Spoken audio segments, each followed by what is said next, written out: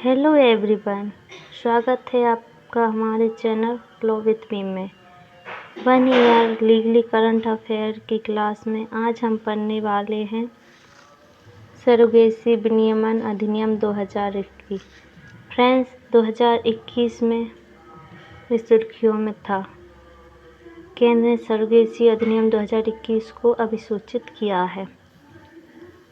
Surrogacy विनिमय अधिनियम 2021 की मुख्य विशेषताएं। सबसे पहले हम सरोगेसी को परिभाषित करते हैं। सरोगेसी एक ऐसी प्रक्रिया है जिसमें एक महिला इस इरादे से एक इच्छुक जिसके पास संतान नहीं होती के लिए एक बच्चे को जन्म देती है। जन्म के बाद वे महिला उस बच्चे को इच्छुक दंपति को सौंप देती है।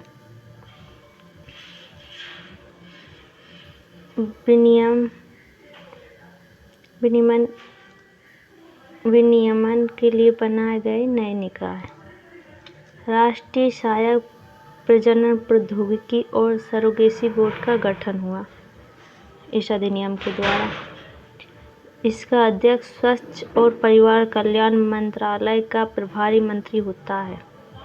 जो गठन हुआ जिस बोर्ड का, उसका अध्यक्ष कौन है? स्वास्थ्य और परिवार कल्याण का मंत्रालय के प्रभारी मंत्री।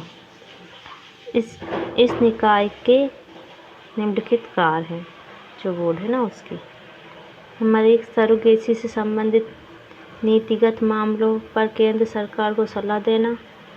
नंबर 2, अधिनियम के क्रियान्वयन की समीक्षा और निगरानी करना। नंबर 3, सरोगेसी क्लिनिक्स के लिए आचार संहिता निर्धारित करना।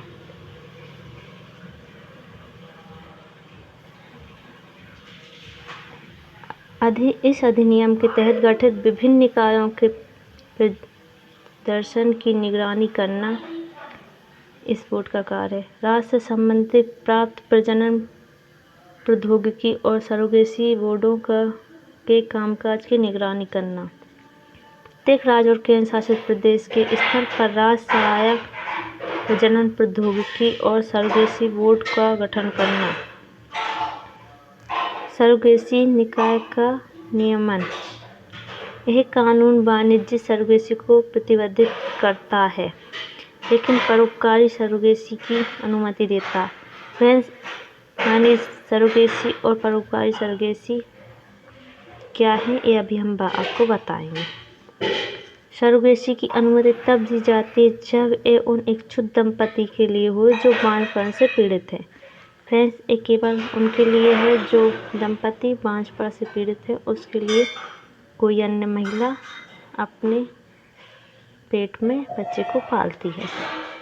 केवल परोपकारी सरोगेसी उद्देश्यों के लिए हो, वाणिज्यिक उद्देश्य वेश्यावृत्ति या शोषण के अन्य रूपों के लिए बच्चे पैदा करने के लिए नहीं हो, तथा विनियमों के उपबंधों शर्तों के अनुसार, तो मतलब शर्तों के अनुसार किसी भी स्थिति या बीमारी के लिए हो। सरोगेसी क्लिनिक्स का पंजीकरण अनिवार्य कर दिया गया है। केंद्र और राज्य सरकारें अधिनियम के प्रावधानों के उल्लंघन के खिलाफ कार्रवाई करने एवं मूल्यांकन करने के लिए एक या अधिक उपयोगी अधिकारियों की नियुक्ति कर सकेगी। फ्रेंड्स, अब हम जानते हैं सरोगेसी के प्रकार। क्या होती है परोपकारी सरोगेसी और क्या होती है वाणिज्यिक सरोगेसी। तो परोपकारिक सरोगेसी होती है, इसमें गर्भावस्था के दौरान चिकित्सक खर्च और बीमा कवरेज के अलावा सरोगेसी मां को कोई मौद्रिक मुआवजा नहीं दिया जाता। वहीं व्यावसायिक सरोगेसी, इसमें सरोगेसी या संबंधित प्रक्रियाओं में बुनियादी चिकित्सक खर्च और बीमा कवरेज के साथ साथ मौद्रिक लाभ या पुरस्कार नकद या वस्तु के रूप में भी शामिल होता है। परोपकारी में पैसे नहीं देते माँ को जिसके पेट में बच्चा पलता है, और व्यवसायिक में पैसे देते हैं कि किसी के बच्चे को अगर जन्म देंगे तो पहले हम पैसे लेंगे तभी उस बच्चे को जन्म देंगे, ऐसा होता है ना वो। भारत इसमें सरोगेसी या संबंधित प्रक्रिया में बुनियादी चिकित्सक खर्च और बीमा कवरेज के साथ साथ मौद्रिक लाभ या पुरस्कार नकद या वस्तु के रूप में भी सम्मिलित होता है। इसे पहली बार वर्ष 2002 में वैध किया गया था। इसके बाद भारत विश्व की किराए की कोक का केंद्र बन गया है। 2002 के बाद भारत किराए की कोक का केंद्र बन गया है। हालांकि इसमें शामिल पक्षों के लिए उचित कानून और सुरक्षा उपयोग की कमी कारण कई नैतिक कानूनी चुनौतियां उत्पन्न हुई हैं। सरकार ने 2015 में विदेशी नागरिकों के लिए सरोगेसी पर प्रतिबंध लगा दिया है। मतलब कोई विदेशी नागरिक अगर सरोगेसी भारत की महिला के पेट से कराना चाहता है तो उसे अब अनुमति नहीं है 2015 के बाद से।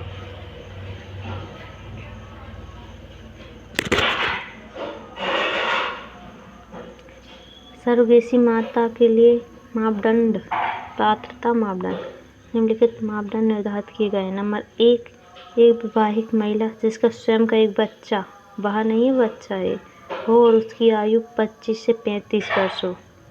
नंबर 2, अपने जीवन काल में केवल एक बार सरोगेट हो, मतलब पहले कभी सरोगेसी न की हो उसने। नंबर 3, सरोगेसी के लिए चिकित्सक और मनोवैज्ञानिक उपयुक्तता का प्रमाण पत्र होना आवश्यक हो। दंपति के लिए मान्यता के लिए पात्रता मापदंड, इच्छुक दंपति के पास उपयुक्त प्राधिकारी द्वारा जारी आवश्यकता का प्रमाण पत्र और पात्रता का प्रमाण पत्र 2 होना चाहिए।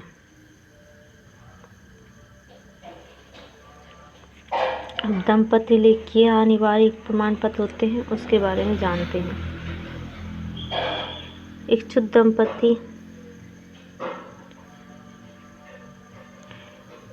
दंपति में किसी एक या दोनों की बाध्यता की पुष्टि के लिए जिला चिकित्सक बोर्ड से प्रमाण पत्र, पहला प्रमाण पत्र, और माता पिता होने और सरोगेट बालक की कस्टडी या संरक्षण के लिए मजिस्ट्रेट के न्यायालय द्वारा पारित आदेश। 2, वहीं दंपति के लिए योग्यता प्रमाण पत्र।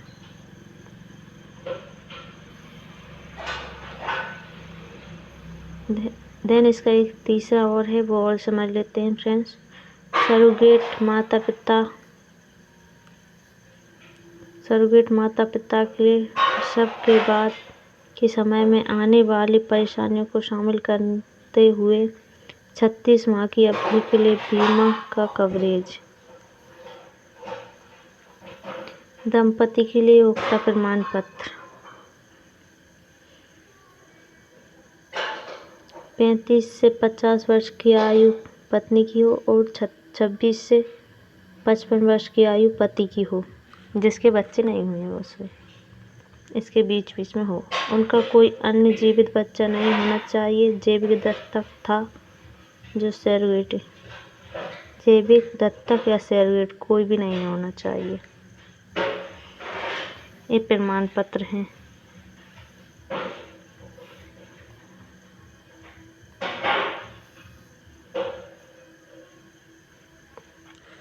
इसकी अन्य विशेषता देखते हैं गाइस। अन्य विशेषता में क्या है? अनुमति गर्भपात की चिकित्सक समाप्ति अधिनियम 1971 के अनुरूप होनी चाहिए।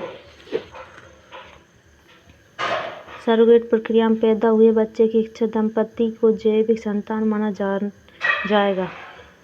सरोगेट बच्चे को गर्भपात के लिए सरोगेट माता की लिखित सहमति और उपयुक्त प्राधिकारी की अनुमति की आवश्यकता होती है। यह अनुमति गर्भपात की चिकित्सा की समाप्ति अधिनियम 1971 के अनुरूप होनी चाहिए। इस और सरोगेट अगर ये बातों को नहीं मानते तो उसके लिए 10 वर्ष का कारावास और 10 लाख रुपए तक का जुर्माना होगा। जैसे वाणिज्य से करता है कोई तो उसके लिए 10 वर्ष तक का कारावास और 10 लाख रुपए का जुर्माना होगा।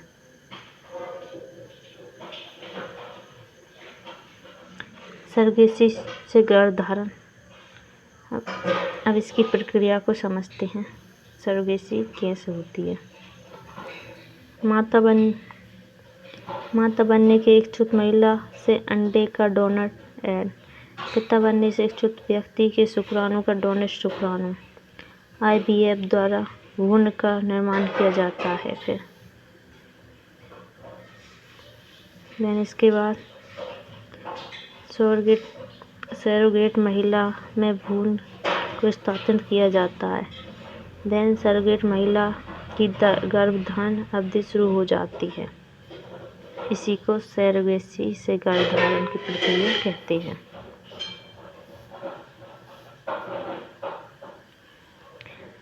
तो फ्रेंड्स, आज की क्लास यहीं समाप्त होती है। अगर आपको ये वीडियो अच्छी लगी हो तो हमारे चैनल को लाइक, सब्सक्राइब और शेयर कीजिए। Thank you for watching.